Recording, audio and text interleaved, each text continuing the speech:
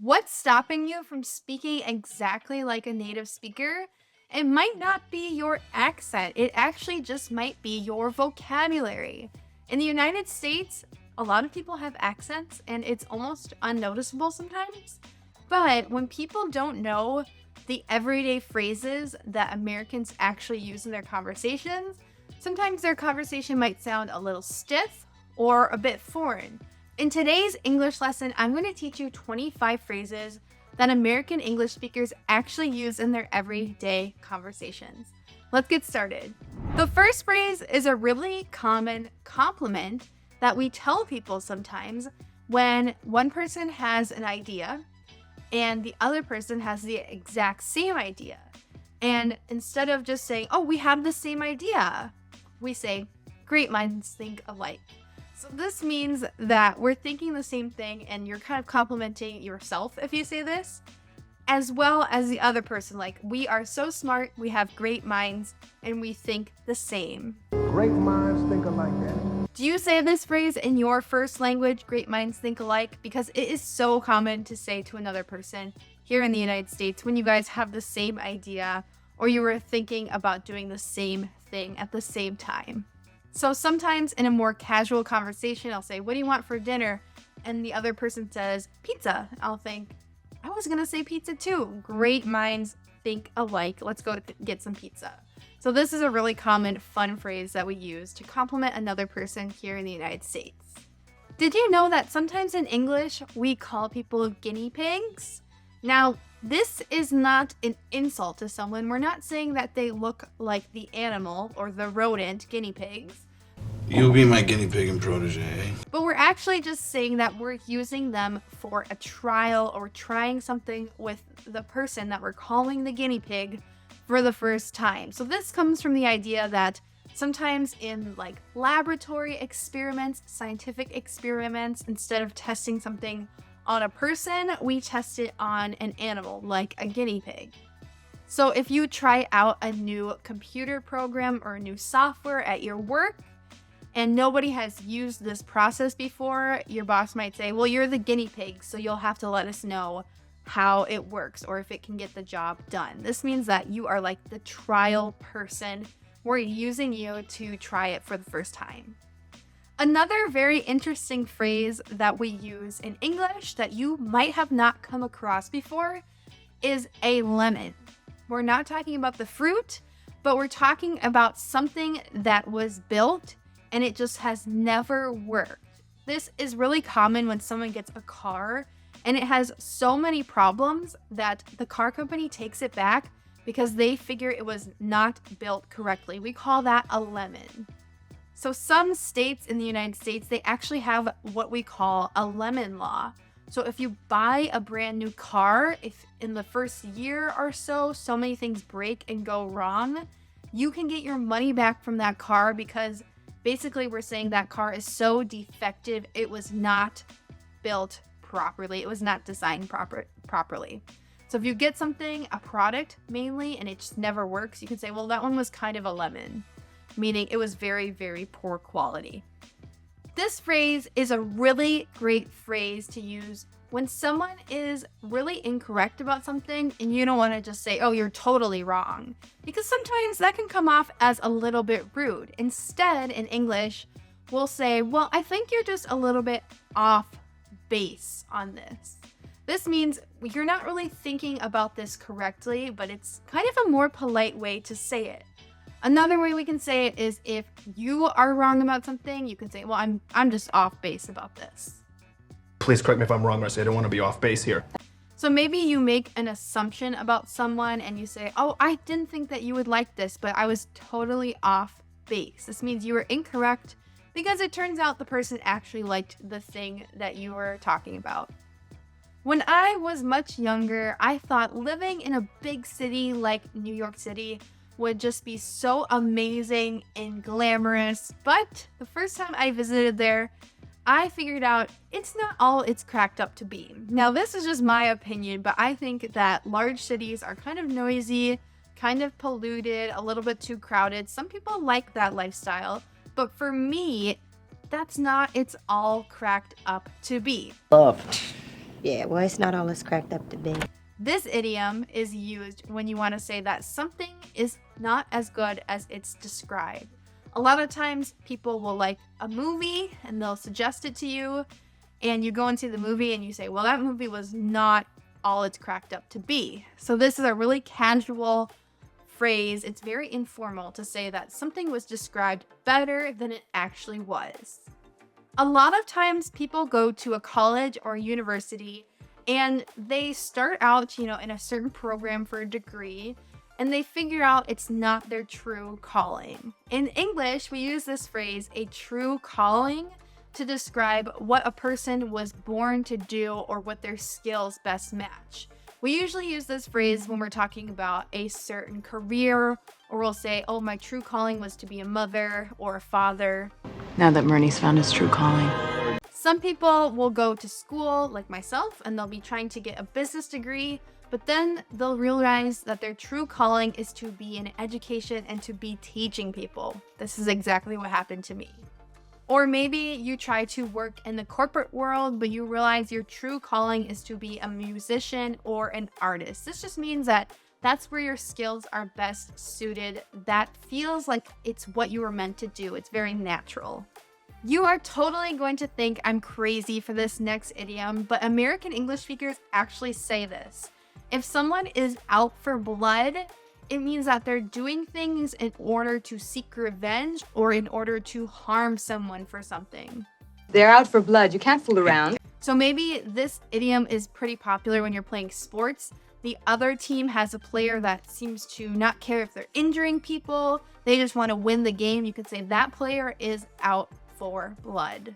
And it's similar to saying, they're out for vengeance, revenge. If someone is doubting you, maybe they're doubting your abilities or they're doubting your knowledge, and you feel like, why are you doubting me? Just try me. This is the phrase that we use, try me. So someone might be saying, oh, I don't think you know how to do this. You can say, well, try me. I bet I know how to do it. Try me. Look. Or if someone's saying, oh, I'm way too good at, let's say you're playing Scrabble. I bet that you can't beat me. Say, well, try me. Let's play. So this is just, kind of a challenge. Like, I bet I can beat you, or I bet I do know this thing. Try me. This next idiom is one of those phrases that has been used forever in the United States, and it's still used today. It can be said two different ways. Sometimes we say, don't cry over spilled milk, or there's no use crying over spilled milk. So this is a classic idiom. Maybe you have one just like it in your first language. That means, don't worry about something very minor. I don't cry over it. I appreciate it. Right. And this idiom also suggests, you can't change this situation. Don't cry over it. Don't worry about it so much. Just move on, clean it up, and keep going. So oftentimes, I literally say to my kids when they spill milk, there's no use crying over spilled milk. Don't worry about it. Let's clean it up, and next time, let's not spill. So we can use this idiom very often in English when someone breaks something or something small goes wrong, but we can't change the situation. Let's just clean it up and move on with our lives. When someone is constantly overworked or overstressed, we use this phrase, they're pushed to the brink. Or, if you're trying to argue with someone or annoy them, and finally they just, quit the argument or they leave, you could say, well, they were pushed to the brink. That means they were so annoyed, agitated, or angered that they just quit or they just went away because they were pushed to the brink. So the brink in this phrase is like the limit. I told you I was on the brink. Maybe you've had a terrible roommate at some point in your life. They left out dirty dishes, they were disrespectful, they were partying at all hours of the night, and finally you were just pushed to the brink by something bad they did, and you had to move out of the house or the apartment. So when you say that you push someone to the brink, it means you push them to their limit. If you are overworked, we often use the phrase, we were pushed to the brink of exhaustion. That means we're so tired we couldn't do anything else. This next phrase is used so commonly in English, and I've heard this phrase forever, but it's a little bit difficult to describe for me because It comes so naturally in the English language. The phrase is wherewithal. And I don't see this written much in English, but in spoken English, it's used all the time. So the most classic example of this phrase is when you wake up in the middle of the night and, there's something going on and you can't even think, you can't even see because you just woke up. You say, I didn't have the wherewithal to know what's going on. This just means like you're basically half asleep. You didn't have the brain power or the thinking to understand what you should do next. Or have the wherewithal to hire someone. Or if you want to say that someone isn't very smart, or maybe they don't have a lot of resources and, they want to start a business, but you don't think they can do it, you could say they don't have the wherewithal to start a business. So I most frequently use this phrase if I am sleepy and I just can't do something. I say I don't have the wherewithal to get this done. That's the most common way I hear this phrase in English. And in contrast, you could say I was asleep, but I did have the wherewithal to wake up and, get everyone out of the house, or because the house is on fire, or something like that. So you can use this phrase in the positive or the negative. You had the wherewithal or you didn't have the wherewithal. A common idiom in English that means that someone is too late in their actions to either be helpful or effective in a situation is we say they are a day late and $1 short. So maybe you see someone that you really want to ask out on a date, but you wait a long time to build up the courage, and by the time you ask them on a date, they already are seeing someone, they have a girlfriend or a boyfriend. You could say, well, I was a day late and $1 short. So even though I finally built up this courage, there was no point because I was too late and I just didn't have enough courage before. A day late and $1 short. So this can be just kind of a comedic or playful phrase in English too. If someone literally just shows up late and they're not going to be helpful anymore, you say, sorry, you're a day late and $1 short. Have you ever heard someone say they got a weight off their chest? This phrase in English, it means that someone, confesses a burden or they confess something that they did wrong to another person. And after telling the truth, they feel like lighter. They feel emotionally lighter. It's like a weight has been lifted from their chest. And this is what we say in English. It's really good to get this stuff off my chest. If you feel bad or guilty about something that you did to your friend and you finally apologize to that friend, you might say, I'm so sorry. I hope you accept my apology. I feel like a weight has been lifted off my chest. I was so guilty before. If you want to say that someone surprised you and you don't really know why they are showing up in that moment, in English, we say it's like they came out of the woodwork. Or if, someone surprises you with an ability that you didn't know they had, you could say, well, you pulled that out of the woodwork. This just means it's very much a surprise. We weren't expecting the thing. You started coming out of the woodwork to ask me stuff. Maybe you are at your house and an old relative knocks on your door and you say, wow, you really came out of the woodwork. This means, I don't know where you came from. I haven't heard about you in many years. I'm surprised to see you. It's a really common phrase in English, out of the woodwork. This next English phrase is definitely a newer one, but I think it's very common now to say this. If someone is so upset that they are actually crying, and they're crying really hard, we sometimes say, I'm having an ugly cry.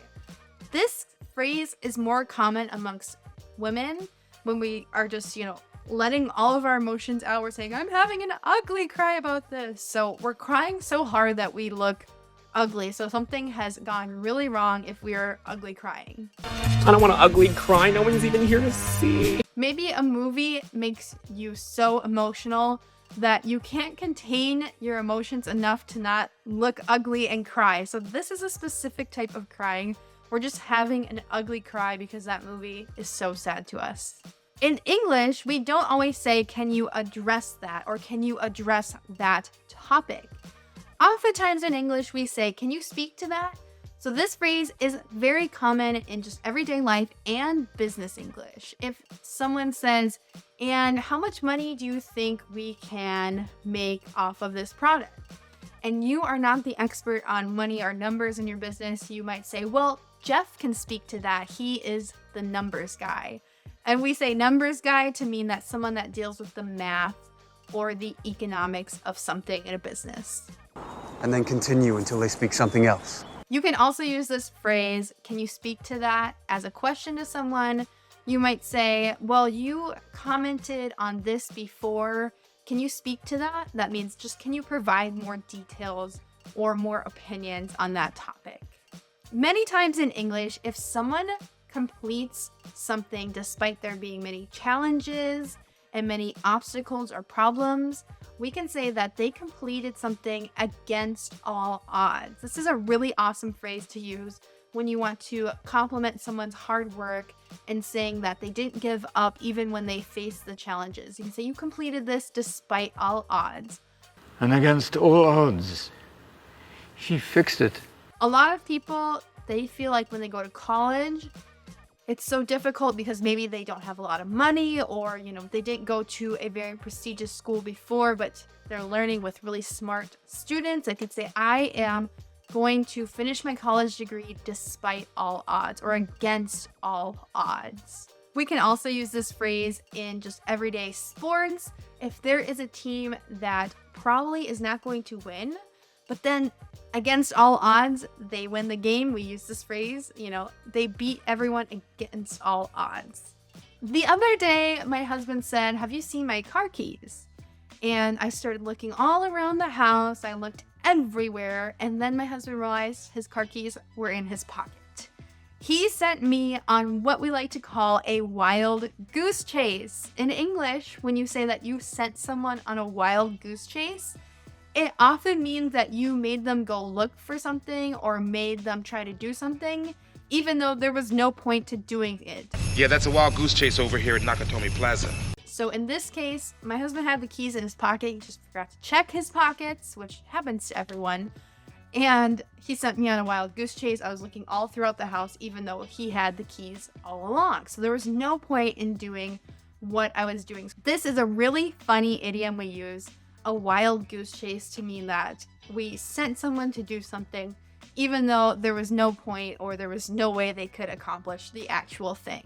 In this case, my husband said, I'm so sorry I sent you on a wild goose chase. Instead of saying that you really can't understand something, in English, we use the phrase, I couldn't fathom.